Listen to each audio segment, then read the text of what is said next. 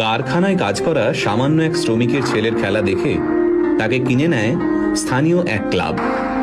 বাচ্চা ছেলেটির বয়স তখন মাত্র 5, কিন্তু ভাগ্যের কি পরিহাস, মাত্র 11 বছর বয়সে এক বিরল রোগ ধরা পড়ল এই বিস্ময় বালকের। পরিস্থিতি এমন হলো যে চিকিৎসা শুরু না হলে বাচ্চাটির প্রাণ সংশয় হতে পারে।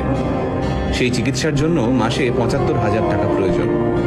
কিন্তু সামান্য এক শ্রমিক বাবা কিভাবে জোগাড় করবেন এই টাকা? স্থানীয় যে ক্লাবে ছেলেটি খেলতো তারাও এই বিপুল পরিমাণ টাকা দিতে অস্বীকার করল। খেলা তো দূর, একটা সময় যার বেঁচে থাকা নিয়ে সংশয় দেখা গিয়েছিল, আজ সেই ছেলেটাই এই পৃথিবীর সর্বকালের সেরা একজন ফুটবলার। হ্যাঁ, ঠিকই ধরেছেন। আজকের ভিডিওতে আমরা কথা বলবো লিওনেল মেসিকে নিয়ে। 1987 সালে আর্জেন্টিনার রোজারিওতে জন্ম হয় মেসির। বাবা কাজ করতেন স্টিল ফ্যাক্টরিতে, মা ছিলেন সাফাই কর্মী।